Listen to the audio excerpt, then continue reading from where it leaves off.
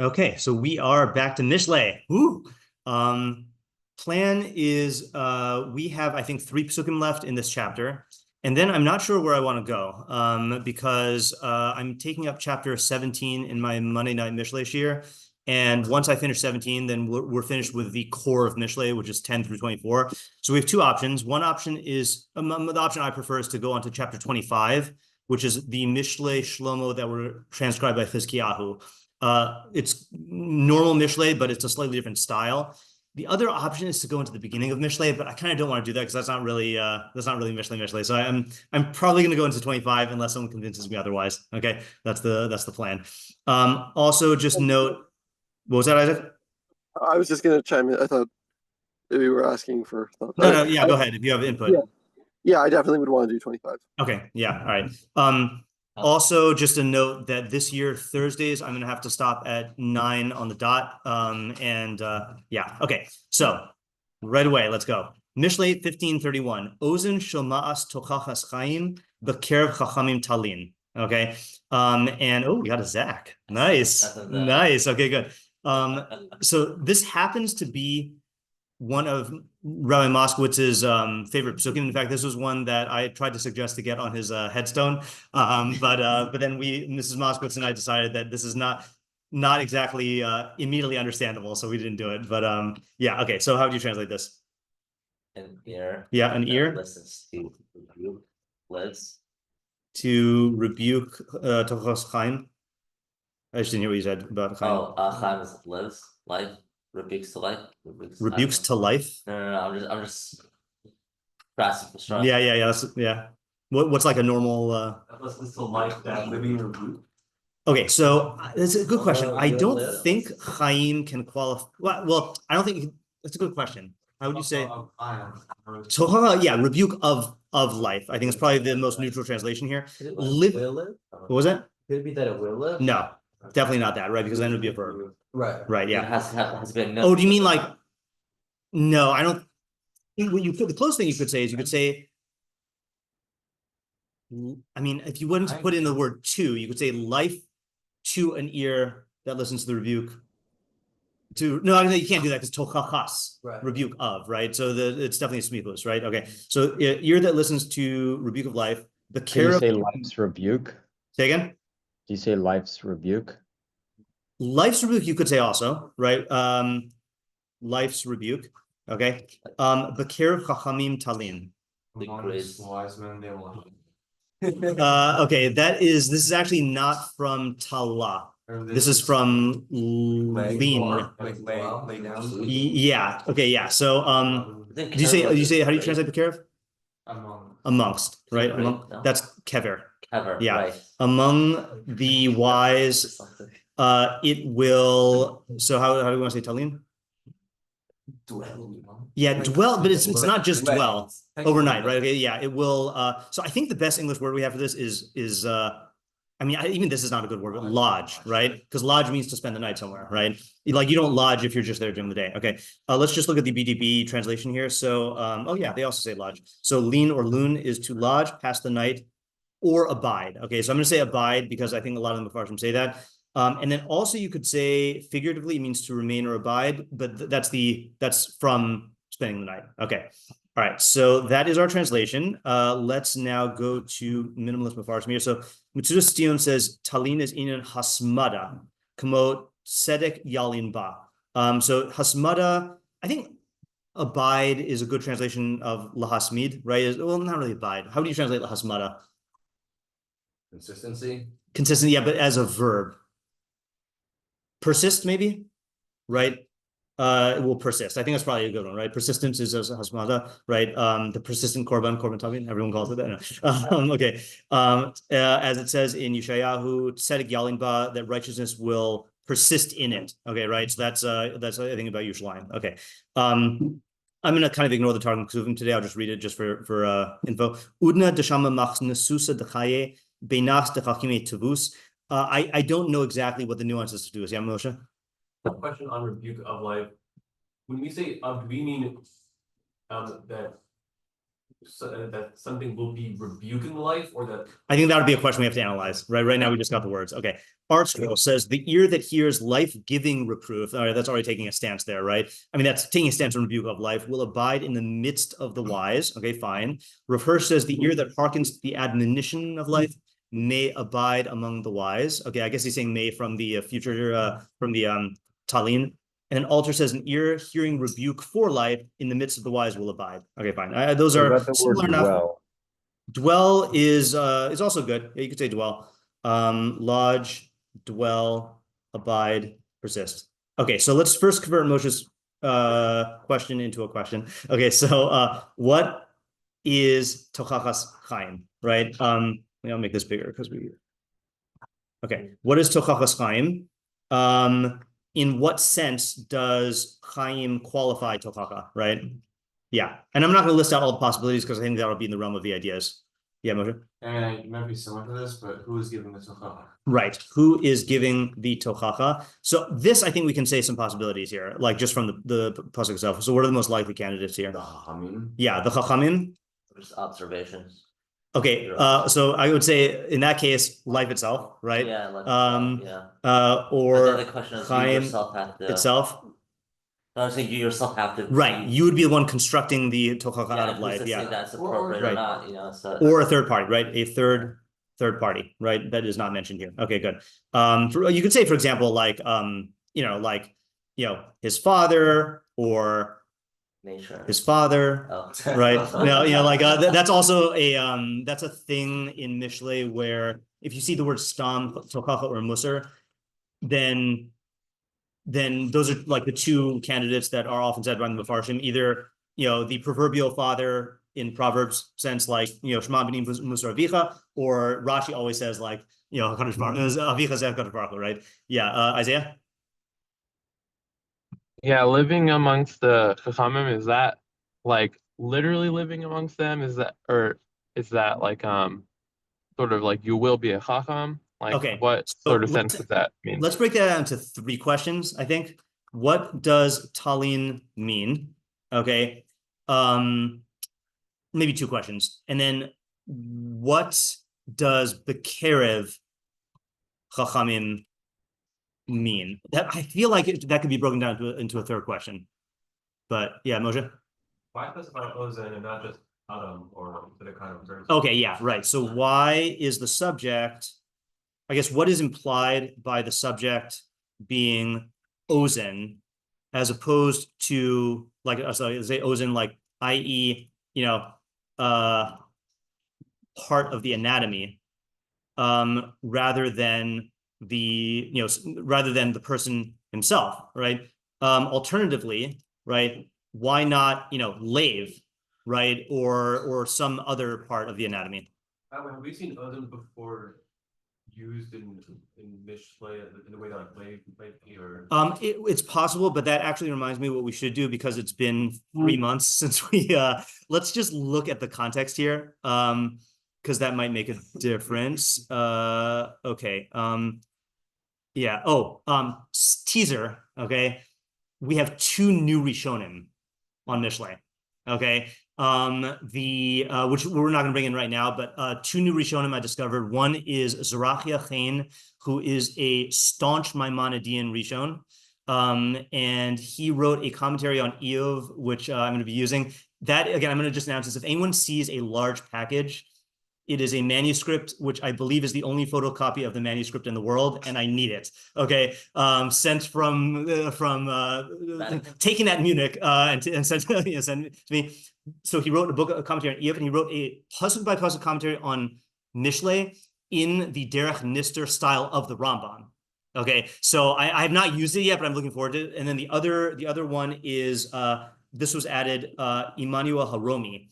1261 to 1328, okay, who also wrote a pasuk by pasuk commentary, and I believe Immanuel Haromi attempts to explain the flow of the psukim, okay, which is why I'm bringing it up now, like our new friend of Rav Sheshes ben Yitzchak Grondi. Okay, so I'm bringing it up now because, just again, I'm going to try to throw out Mishlei methodology in the beginning of the year more so than usual.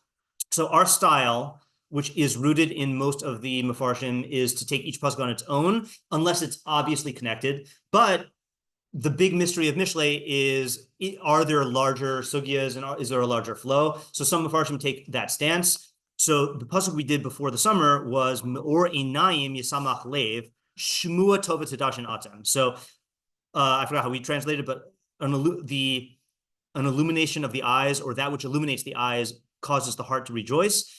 And a good hearing, that which is heard, which is good, fattens the bone. Okay, so there you've got eyes, heart, and shmua. So presumably there is some sort of connection here, and bone also, right?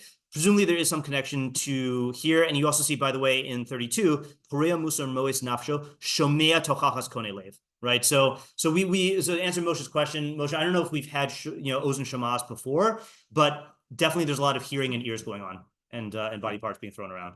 Yeah.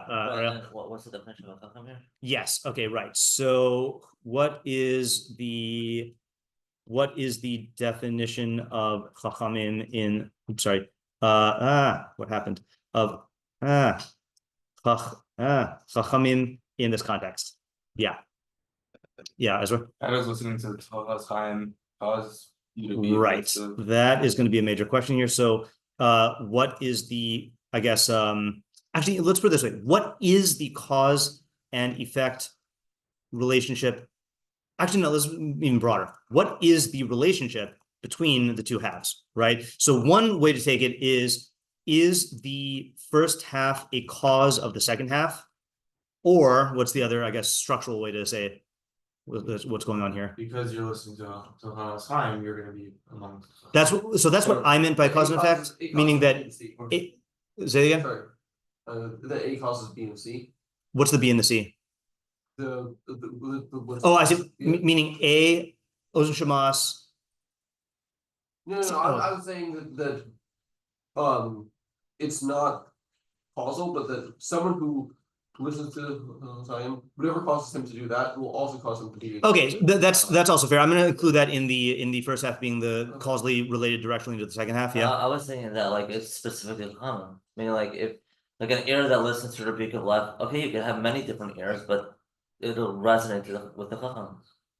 Meaning it's kind of like meaning like I'm reading this pasuk as like one. There's no opposites in this pasuk. It's more like it does not seem to be opposites, but I think there is another like very very broadly but very different way you can say the relation between the two halves. Yeah, Moshe. One who is a chacham will very close. One is Bekius chacham. Yeah, one who's Bekius chachamim is the one that listens. So say again. Why is it Talib? That's a good question, right? But the way to say it would be that the ear that listens to the rebuke of life is the one that is like it's diagnostic, basically, right? In other words, how do you know which? What's the best way to say it? Which ear is Bekius? Yeah, the one that's Talin Bekius. Wait, sorry. How do you know what Bekius is? Which ear is Bekius? It's the one with Shamas.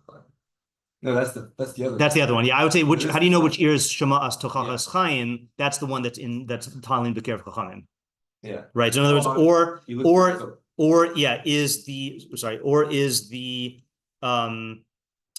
do you say this? Does the result imply is the second, let me put it this way, is the second half identifying or diagnosing? I know that sounds like a disease. The quality in the first half, right? But I would think that the Chachas Chaim would be the more visible quality, and being Talmud Chachamim is the quality that you'd want to try to figure out. Interesting, because I could see it the other way around. Yeah. Is that like, let's say I'm looking for someone who's going to be Shema'as Tochachas Chaim, so that would need a long-term observation, I guess, to see how this person is improving. But if I just look at who's in the dorm. Right, like I can see who is Talmud Bekius Chachamim. Okay, so I guess that depends on what being Talmud Bekius Chachamim means. Yeah, I think one thing we've established here, though, is that we need to understand the relation between the two halves, and there's more than one way to read it, right? Because that's good enough. The way you're suggesting it, yeah, you're saying that the person who will listen to less rebuke is the one who is involved with the chacham. So the way I would say it, purely not trying to rephrase what I've written here, just the way I was thinking about it is like this: is if you listen, so if you are an Ozen Shamas Tochachas Chaim, then you will be lodged in the midst of the Chachamim. Or how do we know which kind of ear is Shemas Tochachas Chaim? We look at who is lodging with the Chachamim. You know, It's effectively the same thing. it's effectively the same thing, but the message is different, right? Yeah. So, can I explain what I think there's the other way to read it? Okay, sure. Yeah. I think the way that you're saying it sounds like. Are you telling the ABC way? Yeah. Okay, yeah. According to the second half of 7. Yeah. That, there's not, if Tulling doesn't mean physically living together, but it's some other thing about their relationship to Chachamim, Right. then that I feel like is more hard to pin down. But Yeah. I think it's more observable whether someone listens to a rebuke or not. Like I can say about my coworkers, Right. Like for each one, how much they're Yeah. There's a scale. Yeah, Yeah. Right. Yeah. No. I agree with you. Yeah. I was just throwing it out as devil's advocate. Yeah, So, Zach. Kind of along what you guys are discussing, I'm not exactly sure how to formulate this into a simple question, but there seems to be like a mysterious conjugation of tenses in the second half that kind of makes it difficult to flow into the natural spectrum of ideas, because it says it will in the future tense, but yet it labels the wise as already wise, not becoming wise. So kind of every route you take, kind of you end up with a little bit of a discomfort, meaning the wise is already wise, but the dwelling are not yet dwelling there. So there's like a little bit. Yeah, so I mean, I think that actually, I wouldn't call that a mystery. I think that is just shot here. Okay, which the way I would ask this is, who, I guess, what kind of person is this? Show, Ozen, I guess Baal, right? Baal Ozen Shoma'as. If he's not a Chacham, because I think what Zach is pointing out is apparently he's not a Chacham, right? Because if he were, he would already be one of the people in the second group. So will dwell there, and it's not even will dwell there. Just the fact that they're being separated implies that. Well, I don't want to suggest that he's not a chacham. Meaning, because I think you could. It's just you have things you need to answer no matter what. Meaning, maybe he's a chacham among other chachamim. I don't know what I don't want to presume yet an outcome from this, but I'm just noticing that because it's labeling wise already. Yeah. Yet it's saying will lodge in the future. It's not like the simple ideas that come to mind don't fit that. Okay, so I do want to make one point which may or may not affect what you're saying, and people who know dikduk, feel free to correct me, because I'm just going to quote Ken, and I've said this before in my Tehillim shiur. So Ken always is telling me there's no such thing as the future tense in Hebrew. There's perfect and imperfect. Okay, and perfect. Well, I was about to explain. Yeah, so perfect means that that the action is done.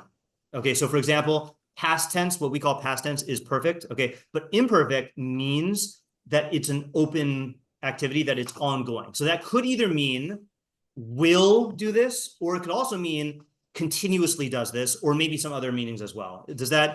Those who know dikduk, is that consistent with what you think or not? Ken's always saying like we're projecting past, present, and future onto Hebrew. I don't know if this is true or not. Present and future are both. Present and future are much more fluid in Hebrew than they are in English, right? In English, you have to take a stance of is doing the thing or will do the thing, and will doing the thing implies that you're not doing it right now. But in Hebrew, then talin. So the reason why I bring up for Zach's question is that talin could mean not now, but in the future, or it could mean that this is something that is a continuous property of this ear. I like having it as an option. Yeah. Okay, so we'll just leave it for now. Yeah.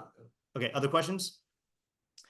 Again, we don't have that much time today, but I know again it's weird to only have half an hour. Let's go to ideas. Anyone have any ideas? Yeah, Isaac. Okay. We need a buzzer. Yeah, go ahead. Yeah. Yeah. So I think it's talking about how to have like the long term relationship with the public. Yeah. And oh, sorry. You know what? I got ahead of myself. We do have to ask our usual questions here, right? Which is yeah. I'm a little surprised you. What is the subject of this pasuk? Right, and then who is the intended audience? And then what is the practical application? Yeah. By the way, just also methodology wise, just because this is the beginning of a new year here. So the typical way we do Mishlei is day one, we do questions and our own analysis. Day two, we do the meforshim. Okay, so that's why I'm going to Isaac instead of meforshim. Yeah, go ahead. Yeah. So, I think a person, Chachamim, Sorry, just repeat what you said again. What is the subject? I'm actually gonna. Oh, fine. Okay. Yeah. Go ahead. Yeah. I think Chachamim, they're selective about who they hang out with, Right. and it's what the Substack is saying is what the bar is that Chachamim will be willing to be spending time with you long term, which is why it's telling, not just like I think that implies like a longer relationship, and the bar is that you have an ear that listens to Chacham. Yeah. I'm not taking this as what Chacham is. Okay.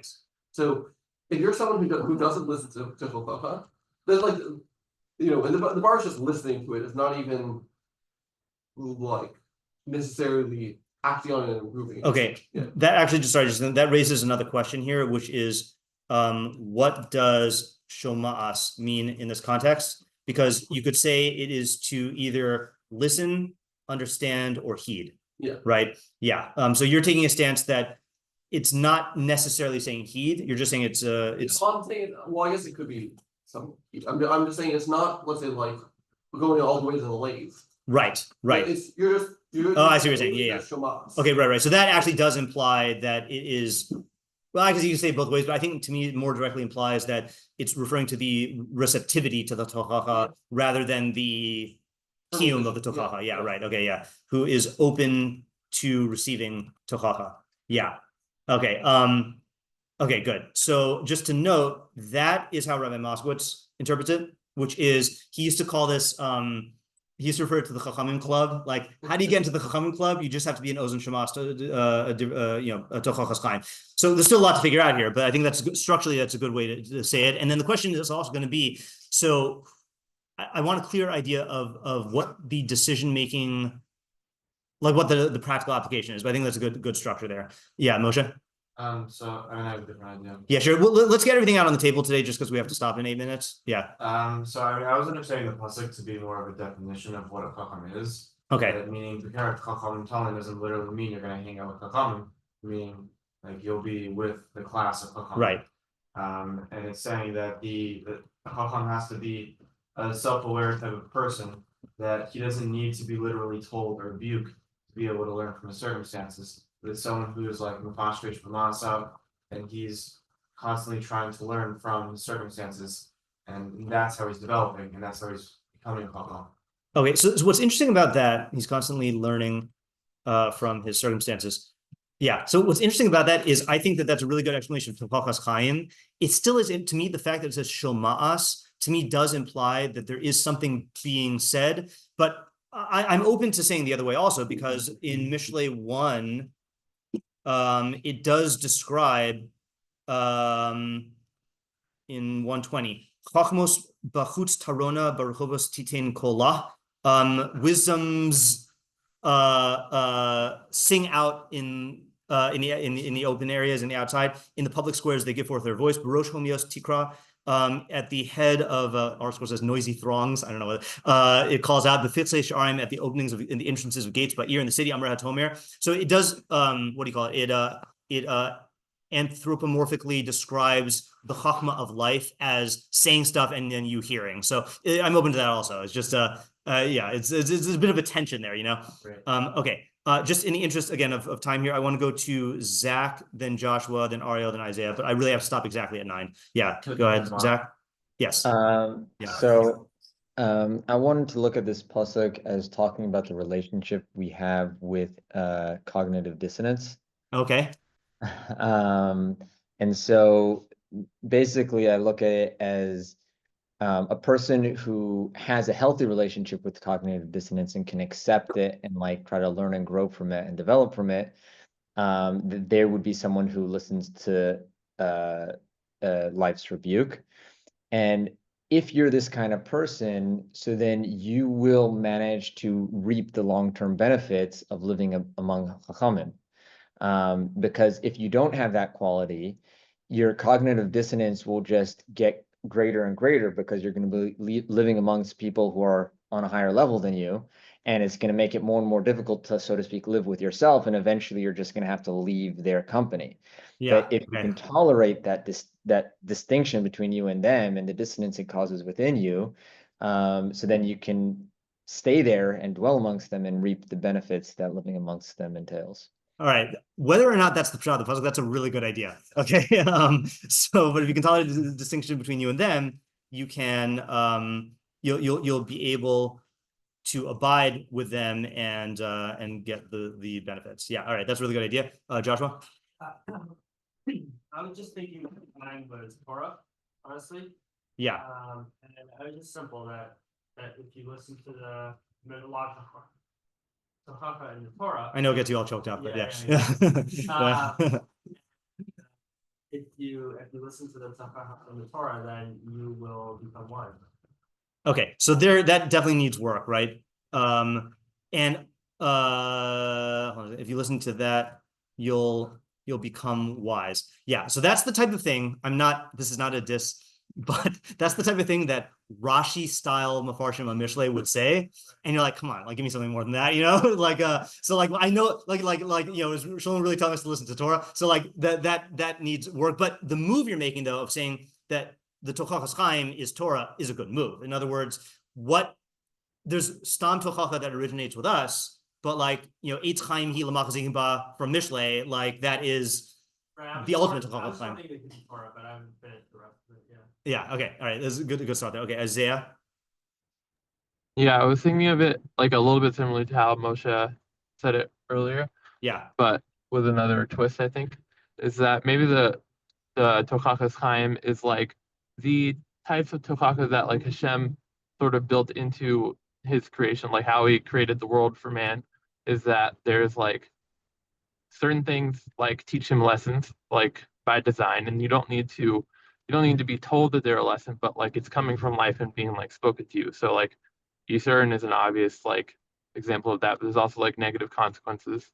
And like if you listen to those things, if you're paying attention to that part of reality and listening to that, so that trains you to become a chacham, because like that's training you to use your mind in things that you aren't having to be explicitly told, but rather you're like having to pay attention to subtle things and like listen to them.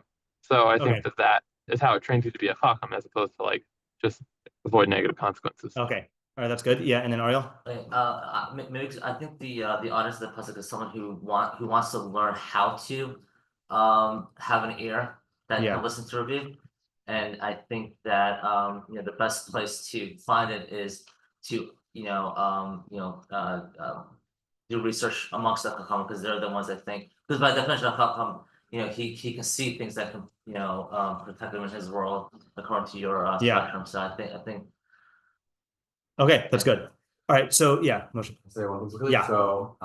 So I could mean in defining Chaim that one who wants to understand Tochachas Chaim, which I'm understanding as opposed to Tochacha on a specific issue, a total change of the person's lifestyle. Right. So for that, like almost like according to like the diagnose, understanding the second half, they need to persist amongst the Chachamim to both learn from them in all areas and be always there for Chachamim to tell them. And no, that's the 1 minute thing. 1 minute reminder. Yeah. Okay, good. So I think one of the things I'm realizing structurally, I mean, here's what's going to happen. I mean, I'm predicting this because I've taught Mishlei for a long time. This is a nice turnout, but then people are going to stop. Right. So we're going to get about half of this, unless you actually want to listen to Tochachas Chaim. Okay. Right. In other words, that's what's going to happen. All the bad habits are going to kick in. All the people who like sleeping in or who make excuses are not going to come. But until that happens, then I think we're going to need to probably, in the past, we've spent a lot of time developing each of the ideas. Okay. I need to rethink what the best use of our time is going to be. Again, usually what will happen is we'll have our first session on Wednesday, and then the time limited session will be on Thursday, and I could do more meforshim. So we'll have to rethink that. Okay. But this is also an implicit challenge to you, and again, this is honestly like, Rabbi Moskowitz used to say this a lot also, is like, I mean, in addition to all the other like, qualities that prevent people from coming to Seder on time, people don't like Mishlei, right? I mean, they say they like Mishlei, but people don't actually want to make changes in their life, So the question is like, if you become one of these people who drops out, my parting gift to you is to pose this question to you, which is why? So let's stop here for today. That's a very Thank you. Talin. Talin,